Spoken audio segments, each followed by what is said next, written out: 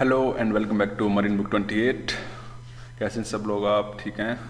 चलिए next lecture की शुरुआत करते हैं हम। कल तक हमने कवर किया था इनक्लोज स्पेस के इलेक्ट्रिकल इक्विपमेंट के बारे में कल हमने स्टडी किया था। आज इस लेक्चर में हम स्टडी करेंगे safety precautions before entering into the enclose space. Okay, जब भी आप इनक्लोज स्पेस में एंट्री करेंगे तो सेफ्टी प्रिकॉशंस क्या फॉलो करेंगे। पहले तो आपको ये पता होना चाहिए कि इनक्लोज्ड स्पेस क्या होते हैं। यहाँ पे मैं आपको हाईलाइट करके दिखा देता हूँ। ये लिखा ना इनक्लोज्ड स्पेस, ये क्या होते हैं। ठीक है, इसको इरेज कर देते हैं। गलत हाईलाइट हो गया, कलर चेंज कर लेते हैं। ठीक है, लाइट कलर में रखते हैं इसको। तो ये इनक्लोज स्पेस क्या होते हैं? जो कंपार्टमेंट बहुत सारे दिनों से बंद है, ओके, काफ़ी दिनों से बंद है, उस कंपार्टमेंट को बोलते हैं इनक्लोज स्पेस। अब उसमें हम सेफ्टी प्रिकॉशंस की बात कहाँ से आती है? क्योंकि जो इनक्लोज्ड स्पेस है वो काफ़ी दिनों से बंद है, तो उसमें ऑक्सीजन की कमी हो जाती है, लैक ऑफ ऑक्सीजन हो जाता है। जो ऑक्सीजन की कमी नहीं है और आप उसमें एंट्री करने वाले हो तो क्या होगा? आपको सफोकेशन हो जाएगी और आपकी डेथ हो सकती है।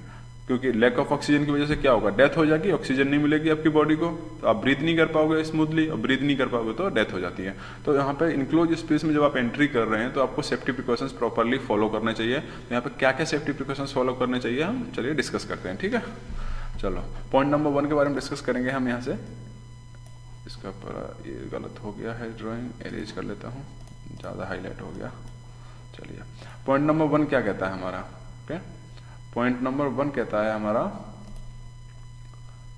कि देखो ये पॉइंट नंबर 1 है। पॉइंट नंबर 1 कहता है risk assessment to be carried out by a competent officer an enclosed और confined space entry is deficient in oxygen making it a potential life hazards। Okay, क्या करना पहले आपको? रिस्क असेसमेंट कैरिड आउट करना है। Risk assessment मतलब अगर आप अंदर एंट्री करेंगे इनक्लोज स्पेस में तो क्या क्या रिस्क हो सकते हैं उसके बारे में स्टडी करना है। और ये कौन करेगा? कॉम्पिटेंट ऑफिसर होते हैं, जो ऑफिसर्स इंचार्ज होते हैं, जो ऑफिसर ऑन वॉच होता है, वो इसको स्टडी करेंगे और वो बताएंगे आपको कि ये रिस्क हो सकते हैं, आपको ये सेफ्टी प्रिकॉशंस फॉलो करने चाहिए। ठीक है, अब यहाँ पे आगे पढ़ते हैं। Potential hazards are to be identify such as a presence of toxic gases. क्योंकि जो स्पेस है वो काफ़ी दिनों से बंद है, कन्फाइंड स्पेस मतलब इनक्लोज स्पेस है, तो उसमें ऑक्सीजन तो होगी नहीं इतनी ज़्यादा।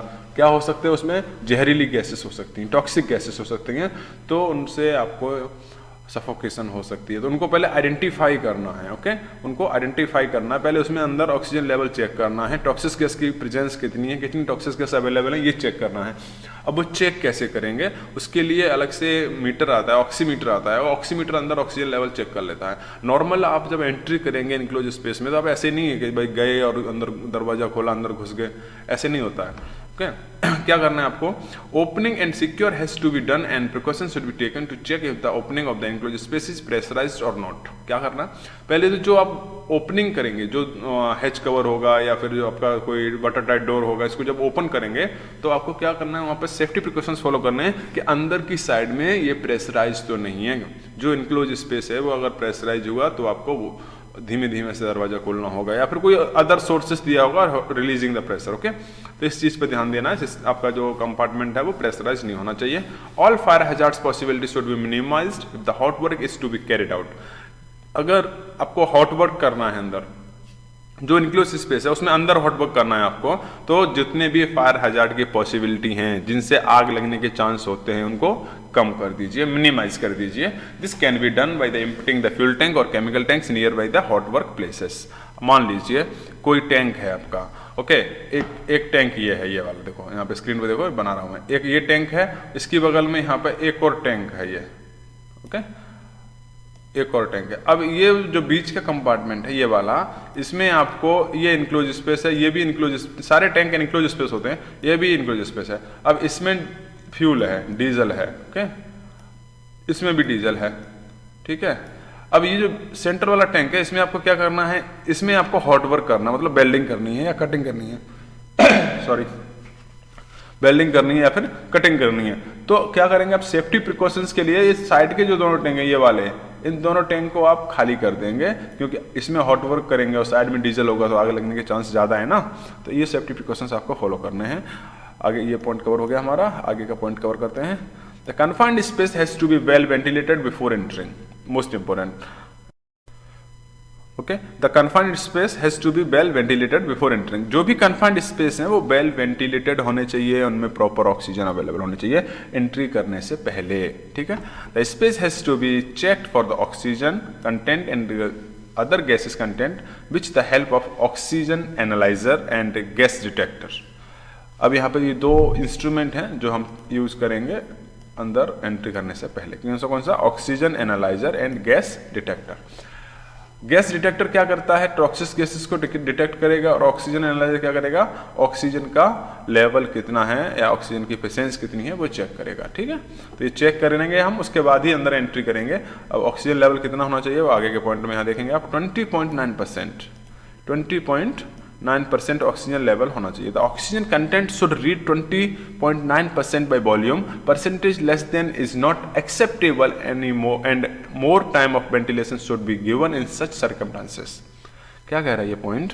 कह रहा है कि 20.9 मतलब 20.9% ऑक्सीजन लेवल होना चाहिए total volume of the tank, okay. Tank की जितनी कैपेसिटी है उसका 20.9% ऑक्सीजन अंदर प्रेजेंट होना चाहिए, तभी आप एंट्री कर सकते हो। अगर 20.9 से कम है तो बिल्कुल भी आपको एंट्री नहीं करनी है, समझे। ये कौन बताएगा आपको ऑक्सीजन का लेवल? Oxygen analyser, okay. आगे देखते हैं ये वाला point. Enough lightning and illumination should be present in the enclose space before entering.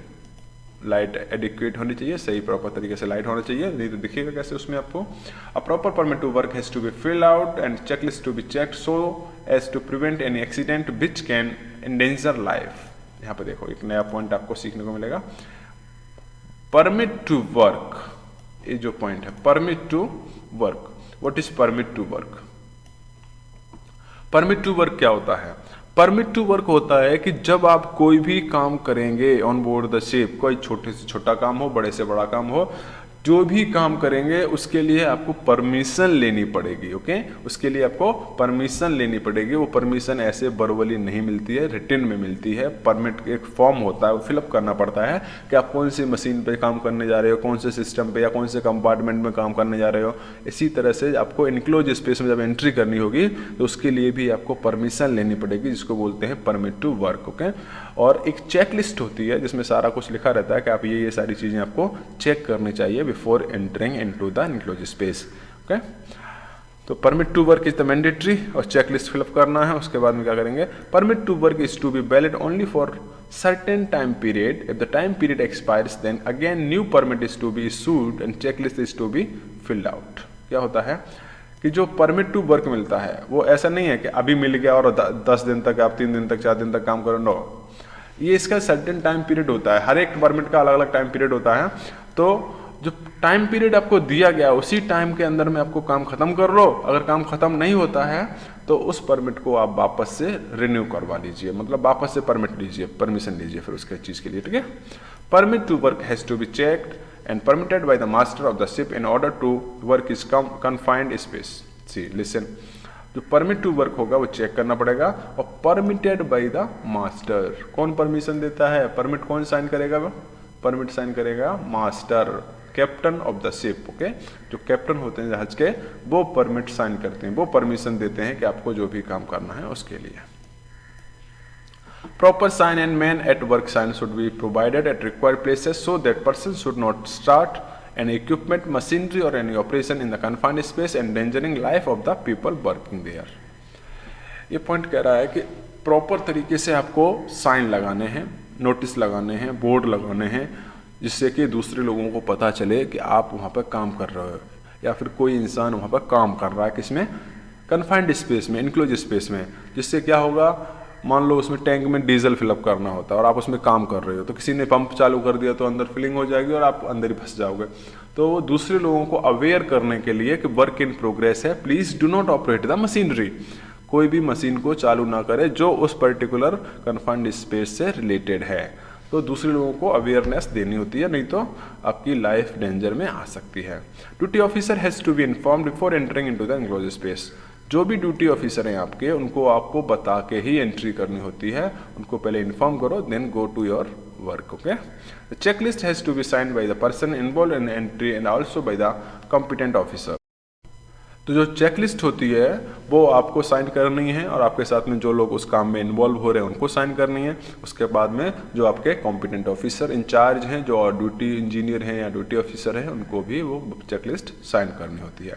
Okay, one person always has to be kept stand by to communicate with the person inside the space. Okay, एक आदमी बाहर खड़ा होना चाहिए, जो gate होता है, butterfly door होगा या हैच कवर होगा, ओपनिंग जो होती है वहाँ पे बाहर खड़ा होना चाहिए, और एक जो अंदर एंट्री करता है उसके साथ रेगुलर कम्युनिकेशन में रहना चाहिए, जिससे आपको पता लग सके कि अंदर जो बंदा गया है वो एकदम फिट एंड फाइन है, उसको कोई तकलीफ नहीं हो रही है। ठीक है।